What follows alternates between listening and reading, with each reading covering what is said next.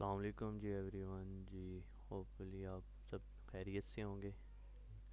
आज हमारा टॉपिक जो है चैप्टर नंबर 7, जैसा कि आपको पता है हमने स्टार्ट किया हुआ है, तो उसके कुछ टॉपिक्स हमने कवर कर लिए हुए, मैक्सिमम हमने कवर कर लिया हुआ। आज लास्ट टॉपिक उसका हम डिस्कस करेंगे।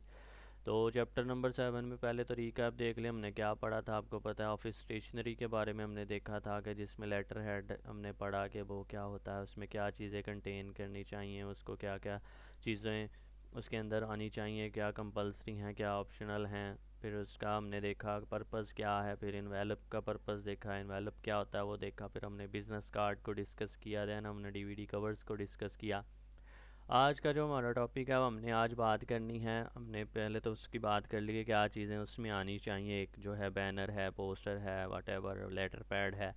अब आज हमने बात करनी है कि हमारे जो एडवर्टाइजिंग मटेरियल्स हैं, ठीक है, एडवर्टाइजिंग मटेरियल जो हैं उनके साइजेस क्या होने चाहिए, ठीक है, और उनकी डेफिनेशंस क्या हैं, किस लिए यूज़ होते हैं, वो आज हम पढ़ेंगे। तो उसमें सबसे पहला हमारे पास जो है वो है हमारे पास बैनर।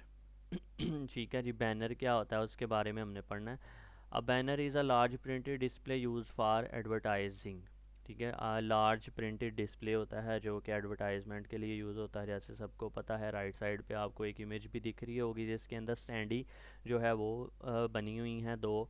और आपको पता है जैसे आपकी एग्जीबिशन के लिए और हमारे इधर कॉलेज में भी ये लगी हुई हैं नीचे इलेक्ट्रिकल डिपार्टमेंट में। और ये जो बैनर्स हैं ये यूज़ आपको पता है एडवर्टाइजमेंट के लिए होते हैं। जैसे कि शॉर्ट कोर्सेज स्टार्ट हुए हैं हमारे कॉलेज के अंदर, तो उसके बारे में जो है वो हमने स्टैंडीज बना के ये बैनर लगा के उन पे तो वो नीचे रखी हुई हैं। अच्छा जी, इनके साइज़ जो कॉमन साइज़ हैं वो आपको बता रहे हैं। आपके कस्टम साइज़ भी हो सकते हैं विद रिस्पेक्ट टू रिक्वायरमेंट्स। आपकी डिपेंड करता है क्या रिक्वायरमेंट है, लेकिन जो कॉमन साइजेस के लिए यूज़ होते हैं बैनर्स के लिए वो 2x4 फीट है, फिर 3x6 फीट है और 4x8 फीट है। ये जो कॉमन साइज इनके यूज़ होते हैं वो है। अच्छा, यूज़ किस लिए होता है बैनर, किस लिए यूज़ होता है? इवेंट्स के लिए, ठीक है, इवेंट्स हैं कोई, वहाँ पे आपने कोई चीज़ जो है वो जैसे स्टॉल लगाया हुआ है वहाँ पे। फिर शॉप्स हैं तो शॉप्स के अंदर आप एडवर्टाइजमेंट के लिए किसी चीज़ की, आप जैसे जैज़ की है, टेलीनॉर की है, या कोई नए पैकेजेस आ रहे हैं ये वो, तो वो कंपनी अपनी एडवर्टाइजमेंट के लिए शॉप्स पे भी देती है। फिर प्रमोशंस, जैसे मैंने आपको बताया कि कंपनीज देती हैं अपनी प्रमोशंस के लिए, अपने पैकेजेस की प्रमोशंस के लिए, डिफरेंट उनकी जो भी प्रोडक्ट होती है उसके बारे में वो आपको बेसिकली प्रमोट करने के लिए ये बैनर्स को यूज़ करती है। आगे नेक्स्ट आता है हमारे पास फ्लायर। तो फ्लायर जो होता है वो हमारे पास स्मॉल सिंगल पेज एडवर्टाइजमेंट होती है। तो सिंगल पेज एडवर्टाइजमेंट जैसे आप देखते हैं कि आपके पम्फलेट जैसे दाखिले की कंपेन के लिए, एडमिशन कंपेन में यूज़ होते हैं, आपके कॉलेज के हैं फ्लायर जो हैं। फ्लायर का मतलब है कि आप एक सिंगल पेज को यूज़ करते हुए आपने जो है अपनी एडवर्टाइजमेंट करनी है। तो उसके लिए जो कॉमन साइजेस यूज़ होते हैं, A5 पेज होता है जो 5.8 बाई 8.3 इंचज़ में होता है, ठीक है। और बैनर्स जो थे वो किस में थे, वो फीट में थे, और ये जो हैं ये इंचज़ में होंगे क्योंकि ये पेज की तरह के ही होंगे। A6 है तो वो 4.1 बाई 5.8 इंचज़ होगा, ठीक है। ये जो पहले आ रहे हैं ये आपकी विड्थ है, और ये जो है ये आपकी हाइट है। यहाँ पे ये विड्थ है और ये हाइट होगी इसकी, ठीक है जी। प्रमोशंस और अनाउंसमेंट्स के लिए यूज़ होते हैं, ठीक है जी। आगे जी पम्फलेट पे आ रहे हैं। तो पम्फलेट में भी देखें, ये होता है आपका अब फोल्डेड पेपर। आपने देखा होगा कि जैसे होटल्स के कुछ मेन्यूज़ आपको दिए जाते हैं तो वो फोल्डेड होते हैं, ठीक है। एडवर्टाइजमेंट के लिए बाहर भी कोई आपको पकड़ा रहे होते हैं तो वो फोल्डेड होते हैं, ठीक है। उसकी 3 तहें होती हैं, ऐसे फुल खोलेंगे तो वो पूरा पम्फलेट बनता है। तो पम्फलेट इज़ अनबाउंड बुकलेट और फोल्डेड पेपर होगा, ठीक है। तो A4 साइज़ इसका यूज़ होता है। A4 साइज़ आपको पता है प्रिंटिंग में सबसे ज़्यादा कॉमनली यूज़ होता है ये। तो 8.3 इसकी विड्थ होती है और हाइट उसकी 11.7 इंचज़ उसकी हाइट होती है इस A4 पेपर की। और ये जो आपका पम्फलेट होगा फोल्डेड पेपर, ये भी इसी में बनेगा। इंफॉर्मेशन के लिए, अवेयरनेस कैंपेन्स के लिए ये यूज़ होता है। फिर आगे आ जाता है जी ब्रोशर। ब्रोशर जो है वो आपने डिफरेंस समझना है इसमें पम्फलेट और ब्रोशर में। पम्फलेट जो है वो इतना ज़्यादा डिटेल्ड नहीं होता है, वो सिर्फ जो है वो स्पेसिफिक चीज़ को बता रहा होगा और जो है उसकी कंसाइज और प्रिसाइज डिस्क्रिप्शन दे रहा होगा। लेकिन जो ब्रोशर होता है वो डिटेल्ड इंफॉर्मेशन दे रहा होता है। Brochure is a folded document with detailed information होगा, ये भी फोल्डेड, ठीक है, लेकिन इस पर ज़्यादा इंफॉर्मेशन होगी। जैसे आप देख रहे हैं डिटेल ज़्यादा से ज़्यादा, फ़ॉन्ट लिखा हुआ, राइटिंग ज़्यादा इसमें हुई है, इमेजेस कम है, और इधर इमेजेस ज़्यादा हैं और कंटेंट जो है वो कम है पम्फलेट के अंदर। तो ये इसमें बेसिक डिफरेंस आता है। बिजनेस मार्केटिंग प्रोडक्ट की डिटेल को जाहिर करने के लिए यूज़ होते हैं ब्रोशर।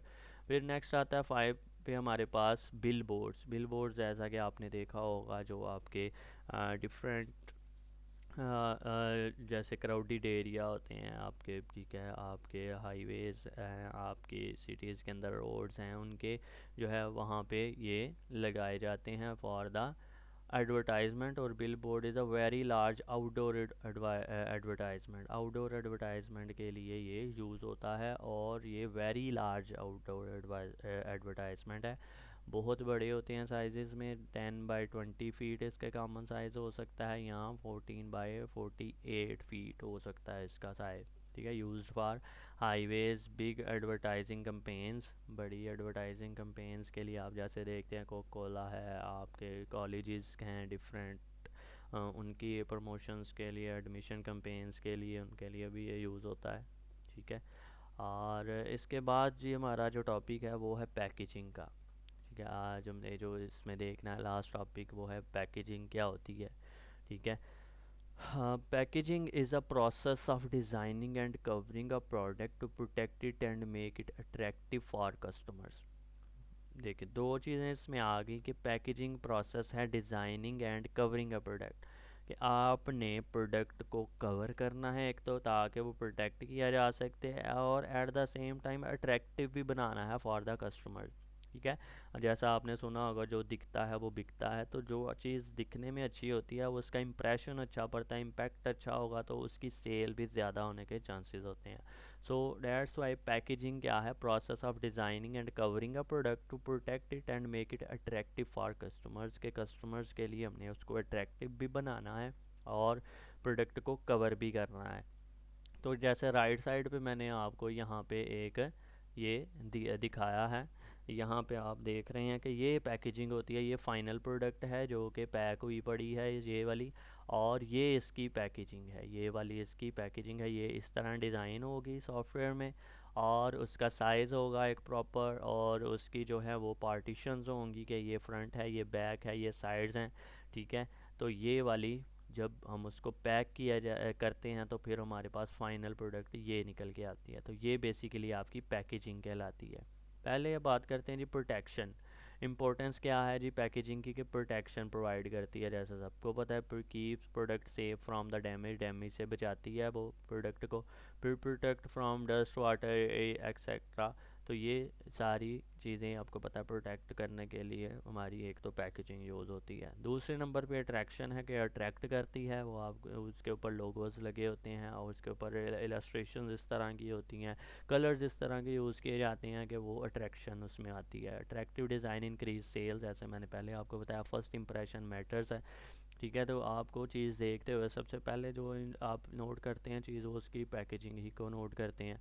फिर आती है थर्ड पे ब्रांडिंग। तो ब्रांडिंग आपको पता है जब उसके ऊपर लोगोस लगाने ही हैं आपने, जिस कंपनी की चीज़ होगी उसके लोगोस लगे होंगे तो वो कंपनी की आइडेंटिटी को शो करेगी। हेल्प कस्टमर रिकोगनाइज प्रोडक्ट के, प्रोडक्ट को रिकोगनाइज करने के लिए, कि जैसे ओमोर ब्रांड है, वाल्स ब्रांड है आइसक्रीम का, तो उनकी पैकेजिंग पे जो यूज़ होते हैं उनके लोगों से हमें पता चल जाता है कि ये कौन सा ब्रांड है, किस कंपनी की है ये चीज़। इंफॉर्मेशन है तो प्रोडक्ट की इंफॉर्मेशन आपको पता है कि सारी इधर लिखी होती है, जैसे ये न्यूट्रिशन फैक्ट्स के अंदर इसके इंग्रेडिएंट्स लिखे होते हैं, क्या क्या चीज़ें इसमें यूज़ की गई हैं, तो ये सारी डिटेल्स भी प्रोवाइड करती है। Information include instruction, ingredients, expiry date, उसकी एक्सपायरी डेट भी होगी, इंग्रेडिएंट्स होंगे, इंस्ट्रक्शंस होंगे किस तरह यूज़ करनी है इसको। कन्वीनियंस है जी, ये इजी टू कैरी है। आप जो पैकेजिंग होती है आपको पता है कि उनको कैरी करना इजी होता है एज़ कम्पेयर टू कि उसके अंदर चीज़ को हम उठा के सीधा लें, ठीक है। तो इजी टू स्टोर भी है, इजी टू कैरी भी है। और नेक्स्ट है जी एग्ज़ाम्पल के तौर पे उसने बिस्किट की पैकेट को बताया हुआ है कि प्रोटेक्ट बिस्किट, बिस्किट को प्रोटेक्ट करता है, नहीं तो वो आपको पता है बिस्किट टूट सकते हैं। Shows brand name and display expiry date. तो ये चीज़ें पैकेजिंग की इम्पोर्टेंस हैं। और पैकेजिंग इन सब चीज़ों को डील करती है, जिसमें प्रोटेक्शन है, सबसे पहले वो प्रोटेक्ट करती है, अट्रैक्ट करती है, ब्रांडिंग करती है, इंफॉर्मेशन प्रोवाइड करती है और कन्वीनियंस प्रोवाइड करती है। ठीक है जी, ये होपफुली आपको आज का लेक्चर समझ आया होगा और ये चैप्टर नंबर 7 हमारा कंप्लीट हो चुका है। आप पहले की लेक्चर की वीडियो भी ऑनलाइन पड़ी हुई है, आप वहाँ से भी देख सकते हैं। और किसी का कोई क्वेश्चन होगा तो मुझसे ग्रुप में पूछ सकता है। ओके जी, अल्लाह हाफिज़, टेक केयर।